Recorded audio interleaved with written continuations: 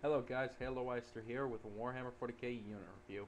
This time I'll be doing Plague Marines from the Chaos Space Marine Codex. Just let you see there. This is the starting form. Oh, and he just fell over. Yay! Anyways, as for how hard the Plague Marines are to put together, Plague Marines they were reasonably hard to put together.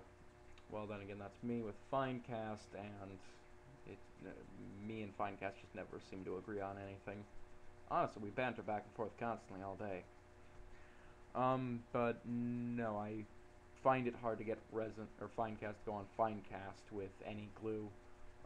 So I actually went ahead and did the Chaos Space Marines, or a box of regular Chaos Space Marines, and interchanged the resin arms, like this guy right here. Yeah, his arms are actually, and backpack even, are of the resin, or fine cast, whatever you call it, are of that, but the body is plastic. Where on the other hand, this guy, body is fine cast, arms are plastic. Same with backpack. So, for anybody who's kind of just getting into the game, I would, if you are going to get a model that's in fine cast, I suggest finding glue that's made for fine cast.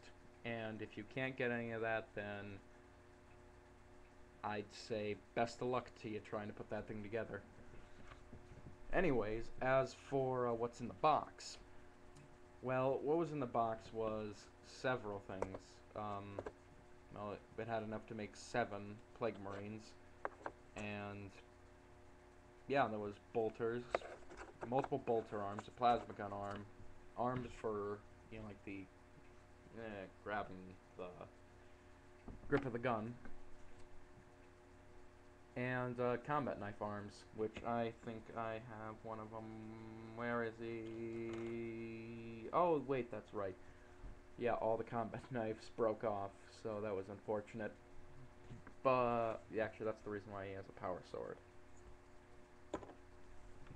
Um, yeah, you have enough in there to create 7 whole Plague Marines, and in my case, I was able to make up to 8 or 16 Plague Marines, only because I used Chaos Space Marines. Actually, Banner Bearer.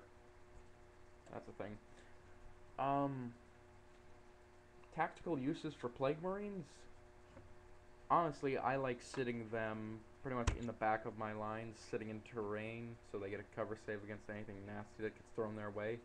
Like, say, an AP3 weapon points itself at the group of Plague Marines. I'm going to have a 4+ save, possibly 3+, because maybe bolstered terrain by an ally Space Marine player, or just military fortification.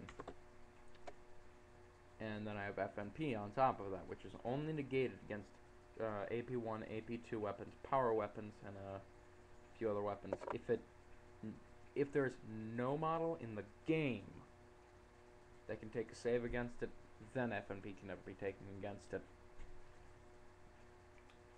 Now, other tactical use. Oh yeah, actually the tactical use I have. I sit them in the terrain, and when, you know, say someone drops in a unit like Chaos Terminators, Kami Meltas, Stormtroopers with Melt Guns, Stern Guard, say it drops down like that, or a unit in a Spore Pod, anything like that, drops it down, and it's, it's the sacrificial unit. Say it doesn't get to do its job, but the thing it was firing at can't necessarily take it out. Say it's like a Predator tank. Predator tank isn't taking out that full unit. So what these guys, their job is to pretty much sit in the back line, sit near vital tanks or anything, vital pieces of your army, like say a Vindicator or a Defiler, and once that unit drops down, even if it gets the kill on it, your Plague Marines are there to quickly jump on them, whilst the rest of your army is already moved up and on the enemy side. Because imagine that. Say, like, I play against this guard player who loves to do this. He likes fighting very aggressive close combat armies, mainly because once they move up to him, he can plink away at them and say pop a few rhinos, pop some stuff, but the enemy infantry will still be moving. Even if it's moving through terrain, it's moving towards him. And he'll make sure that he doesn't bring in his stormtroopers until you're just one turn away from getting into his lines. Then he drops the stormtroopers right in the back, right in your back lines, or really anywhere right behind you, and just tears you apart from both both sides.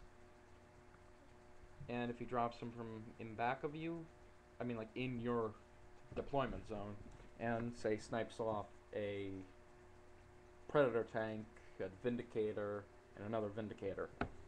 He snipes those off, you've lost all ranged support. Or you've lost some of your ranged support. And now you have two options here. Both lead to your doom. You either continue attacking and continue to push when you have no ranged help and the enemy is just gonna be forcing everything it has into you. And then once the attacking force eventually grinds to a halt and fails and dies, which it will happen unless you're incredibly good at rolling dice. Now once that happens, you still have the stormtroopers who have wiped out your back line, or the other side of your field. So what these guys are meant to do is, in any case that he drops those stormtroopers, these guys can pounce on a unit really quickly.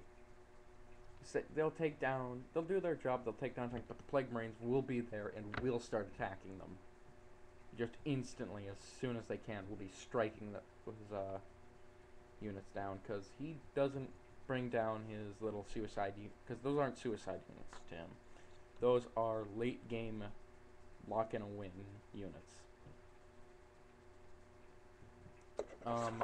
Other uses for them, say there's a really tough thing. Actually, no, I can't really think of many other uses for them. So this has been Haloister, and this has been a Warhammer 40k unit review. Now, if any of you have any ideas as to another way you can use them, go ahead and tell me. Alright. Oh. See you next